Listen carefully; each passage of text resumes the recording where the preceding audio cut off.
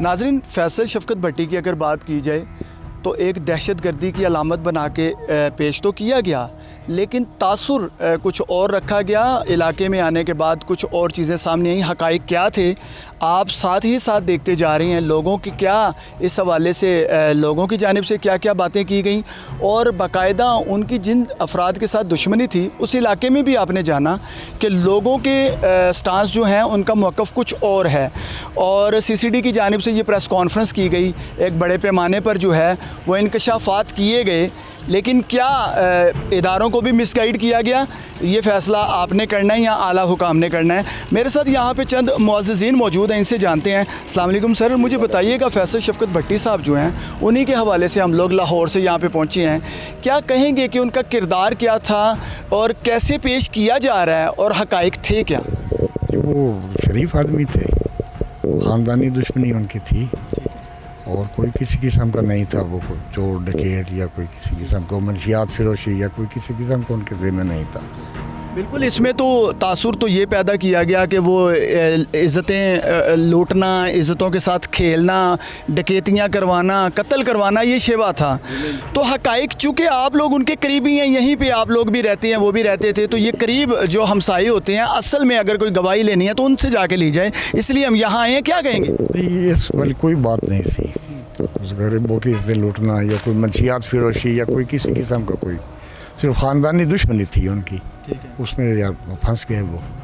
उनके बेटे भी, एक बेटा उनका लॉ का स्टूडेंट है, एक मेरे ख्याल में फर्स्ट ईयर में पढ़ता है। अच्छा, हाँ, मतलब उनकी भी पढ़ी लिखी फैमिली थी। जी पढ़ी लिखी थी। तो क्या कहेंगे, मतलब ये तासुर क्यों पेश किया गया आपके नज़दीक? क्या सोचते हैं, कैसे ये इतना बड़ा जो है वो तासुर पेश किया गया और नेगेटिविटी सामने लाई गई कि ये नौयत पैदा हो गई? वो उनके मुखालफिन जो हैं वो फैला रहे हैं ये बातें, और तो कुछ भी नहीं उनके ज़िम्मे। मुखालिफिन जो हैं वो बातें फैला रहे हैं ऐसी, क्या कहेंगे, इदारों को भी मिसगाइड किया गया? जी, सब लोगों को मिसगाइड किया गया है, और वो एक ख़ानदानी आदमी थे और उनका कोई इस किस्म का कोई पेशा नहीं है कि वो बत्ताखोर हैं या कोई कब्ज़ा माफिया या कोई किसी की इज़्ज़त लूटते हैं। और उनकी मुखालिफिन जो है उनकी वजह से ये तासुरात जो है ये जारी किए गए हैं कि वो इस किस्म के लोग हैं, और इनका हकीकत से कोई लेना देना नहीं है इन बातों का। अच्छा, मुझे ये बताएं सर कि डेरा हम उनका देख के आए हैं, वो भी तोड़ दिया गया है। साथ गिरदोनवा में जो मुलाजमीन गरीब गुरबा रहते थे उनके घर भी गिरा दिए गए हैं। ये इतना बड़ा जबर, इतना बड़ा तशद्दुद करने की वजह क्या पेश आई? सर वो क्योंकि इस सिलसिले में या नहीं थे तो जो उन्होंने बेहतर समझा कार्रवाई की। हमारा अब ये मकसद है कि जो उनके बच्चे हैं ना वो बिल्कुल बेगुनाह हैं। एक बच्चा जो है वो लॉ का स्टूडेंट है, एक फर्स्ट ईयर का स्टूडेंट है। तो हम दोबारा मरियम निवाज़ और CCD सुहेल ज़फ़र चट्टा से और बाकी सब से ये हमारी गुजारिश है कि अब उनको बच्चों को मुकम्मल तहफ़्फ़ुज़ दिया जाए और फैमिली को मुकम्मल प्रोटेक्शन हो, ताकि आइंदा इस किस्म का कोई। आज भी उन्होंने एक ब्लड कैंप सरगोदा लगवाया था अपने वालिद के नाम से। अच्छा, कि हमारे वालिद को इस साल सवाब के लिए वो ब्लड डोनेट करवा रहे थे सरगोदा। तो इस किस्म के ख़ानदानी आदमी थे, कोई चोर नहीं थे, ना कोई पत्ताखोर थे, ना कोई बदमाश थे, ना कोई गैंगस्टर थे।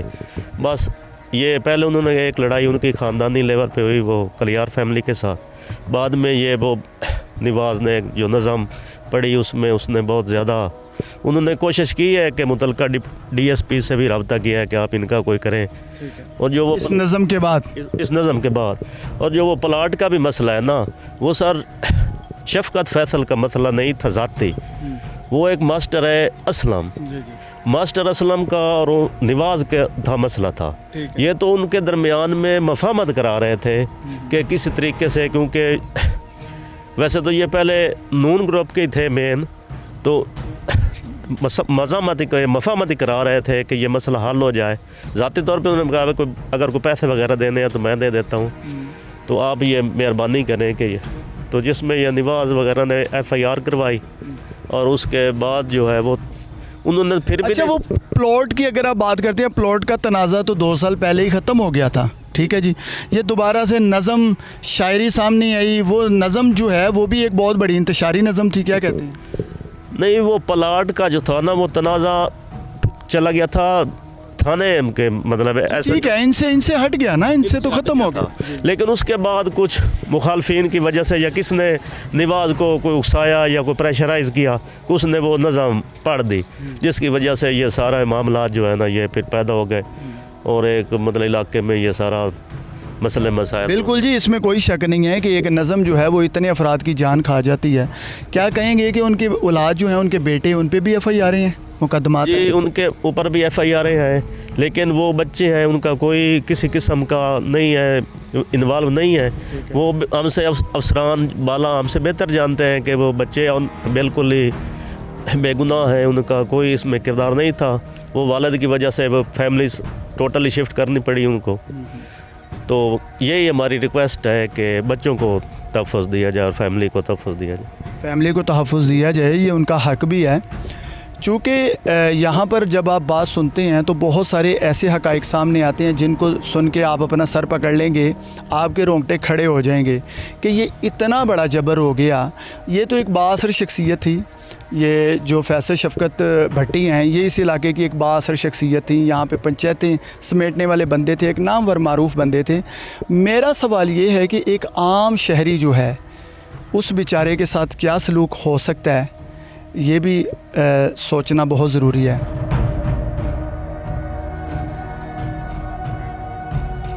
जी नहीं, असां दी कोई ऐसी गलत गल नहीं सुनी जी। मुखालिफिन तो होंदे न तो बोलते ही रहंदे ना जी, अपनी मर्जी नाल नहीं सुनिया कोई डकैत कोई चोरी जारी कोई ऐसा काम नहीं करेंदा जी। खानदानी बंदा जी, ज़मींदार कमी ओनू काई ना जी, अल्लाह पाक दी रहमत आई उस ते जी।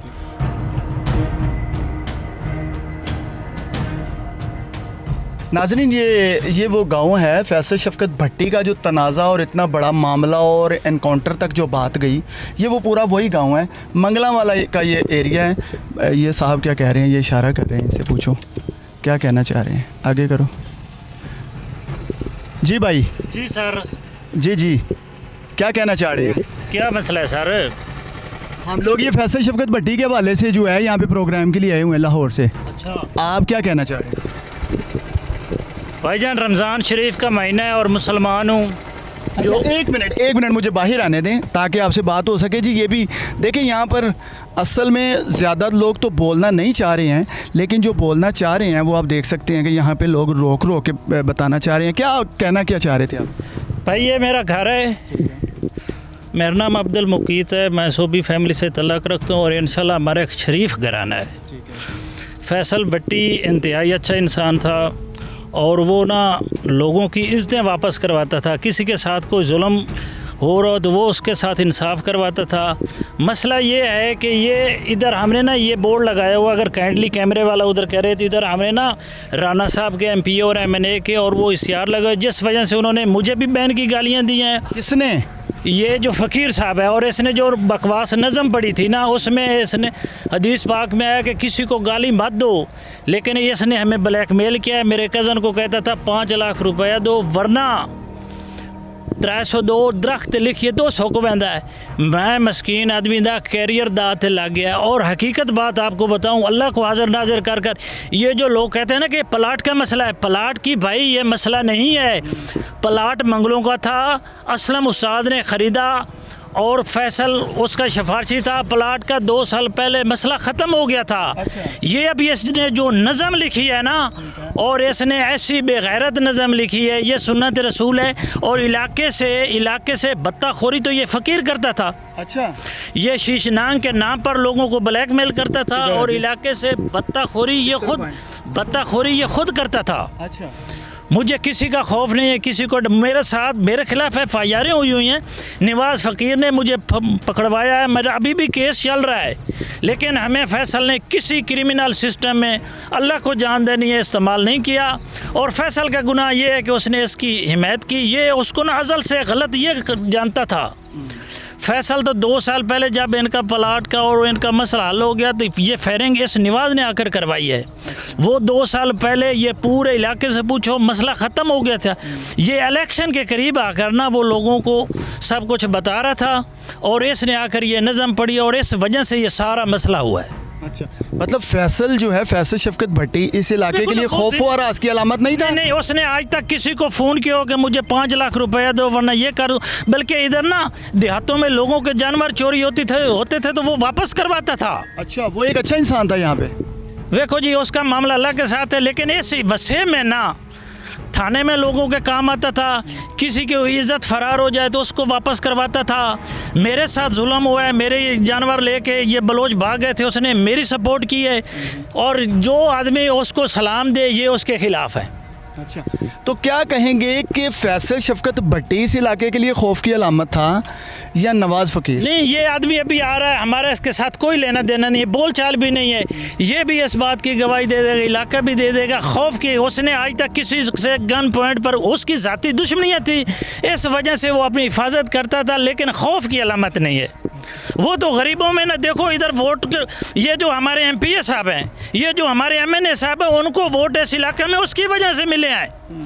ये डॉक्टर साहब और राणा साहब, अभी इलेक्शन हो तो अब हम बताएंगे कि इनको कौन वोट देता है, इनको इस इलाके में वोट किसकी बिना पर मिले हैं, फैसल शफकत की बिना पर मिले हैं। और जिस आदमी को वोट मिलते हैं वो लोगों की इज्जतों का और लोगों की जान माल का रखवाला था।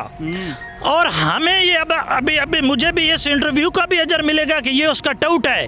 हम किसी की टाउटी नहीं करते, हमारी ये है कि आपका भी कहा जाएगा इन लोगों की जानिब से कि ये टाउट है। मुझे इन्होंने FIR में बिला जवाज घसीटे हुए, ये हमारे इमाम साहब हैं इस जामिया मदनी मस्जिद के, मैं उसके पास गया हूँ कि मेरे से सफाई ले लो खाना काबा में, हमारा कोई क्रिमिनल सिस्टम नहीं है, कोई रिकॉर्ड नहीं है, लेकिन ये इन लोगों ने एक ही मानी है। मुझे कहते हैं पैसे दो तो सुलह करते हैं, वल्लाह मेरा कैरियर दाव पे लग गया है। मेरे इधर घर का नुकसान देखो, मेरी इधर फसलों का नुकसान देखो, और हमारे इलाके का नुकसान देखो। अभी जो कुछ हुआ है ना, ये प्लाट की स्टोरी बनाने वाली टोटल गलत काम है जी। ये उसने जो गाली गलूज निकाला, प्लाट का मामला 2 साल पहले ख़त्म हो गया था, अब दोबारा से ये जो नज़म लिखी गई है जी, एक मंगला है नसरुल्ला मंगला, उसने प्लाट बेचा था, असलम साहब ने लिया था, इसने असलम से भी प्लाट जबर वसूल किया है, और इसने नवाज फ़कीर ने और नसरुल्ले से भी पैसे इसने वसूल किए हैं। ठीक है, इसने पैसे वसूल किए हैं, लेकिन ये हमें नहीं पता कि इसने नज़म क्यों लिखी है। हम तो बस ये कहते हैं कि हदीस में है किसी को गाली मत दो। इस गाली की वजह से ये दोनों ख़ानदान बर्बाद हो गए, और मुझे माई हजरा का भी अफसोस है, नवाज का भी अफसोस है, वो हमारी बेटी है इरम, उसका भी अफसोस है, उन बच्चों का कोई कसूर नहीं है, लेकिन नवाज ने किसके कहने पर यह किया ये उसको अल्लाह और वो जानता है। फैसल का ये जुर्म है कि वो इनके प्लाट वाले मामले में सुलह करवाना चाहता था, और ये वसेब के लोग भी सुलह करवाना चाहते थे।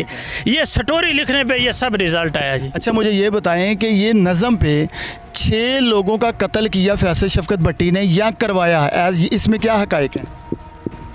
अल्लाह को हाल मालूम है जी। FIR जो हुई हुई हैं, अभी जो मुझ पे FIR है उसमें 14 लोग अच्छा शामिल हैं, 9 लोगों का मशवरा है और 5 मौके पे हैं, और जो पहला आदमी मौके पे आया है वो भी थाने से बेगुनाह है, दूसरा भी बेगुनाह चालान हुआ है, तीसरा भी बेगुनाह चालान हुआ है, 2 आदमी पहले किसी पर्चे में मफरूर हैं, और जो 9 लोगों के मशवरा हुआ है, वल्लाह हम साहब का किसी का फैसल के साथ रब्ता भी नहीं था।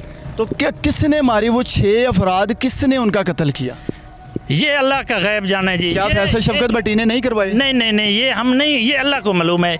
ये आखिरी जो है ना वो मर गया था, अच्छा। अल्लाह उसको जन्नतुल फिरदौस दे। नवाज फ़कीर भी मर गया है, हम उसके लिए भी दुआ गो हैं। ये लेकिन ये फैसल आखिरी मानता है कि नवाज को मैंने करवाया, दूसरा वो कहता है कोई और कर गया। ये आगे अल्लाह जाने जी, हम नहीं किसी के बाद, हम अपनी बरियत दे सकते हैं। जो हम पे इल्ज़ाम लगाए ना कि इसने जी ये करवाया, ये लोग उसके टाउट हैं, उसका कोई टाउट नहीं है। हक बात बताने वाला इस मुल्क में और इस मुआशरे में मुजरिम है, जैसे हम मुजरिम हैं जी।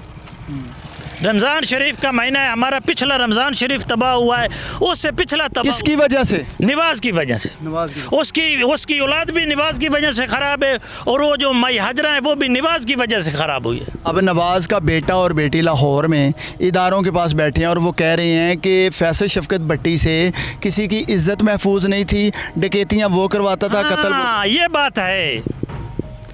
ये हमारे गिरदो नवा 10 गाँव हैं, 20 गाँव हैं, कोई एक आदमी कह दे कि फैसल भट्टी ने हमारी इज्जत उतारी है, हम सब उनके मुजरिम। तो एंड पे क्या कहेंगे कि इतना बड़ा हादसा हो गया कि यार, ये सीसीटी की शैतान कुदवाया जानिब है ये शैतान नवाज फ़कीर ने कुदवाया है, इसकी वजह से ये दोनों ख़ानदान गरक हो गए हैं। नहीं जी, इनको भी आपने सुना कि इनका कहना है कि असल में आप जानते जाएं, हर शख्स जो है उसकी ज़ुबान आपने सुननी है कि वो क्या कहना चाहता है। फैसल शफ़कत भट्टी का सीसीडी की जानिब से मुबैना जो है वो मुकाबले में इनकाउंटर हो गया। अब मुझे ये बताएं कि यहाँ के लोग जो हैं वो कुछ और कह रहे हैं, वहाँ पे बैठे हुए नवाज़ फ़कीर का बेटा और बेटी जो हैं वो क्या इदारों को मिसगाइड किया जा रहा है, क्या मीडिया को, हर शख्स को वहाँ पे मिसगाइड किया जा रहा है। इस इलाके में आने के बाद जो हक़ाइक़ सामने आ रहे हैं, ये आपका सुनना, इस पर गौर करना, कमेंट करना बहुत ज़रूरी है ताकि इदारों तक ये तमाम तर मामलात पहुँचें। आला अफसरान को भी इस पर नोटिस लेना है कि असल हक़ाइक़ हैं क्या, और अगर हकीकत ये है तो फिर इतना बड़ा जो मामला है, इंसिडेंट है, वो कैसे बना, ये एक सवालिया निशान है जी।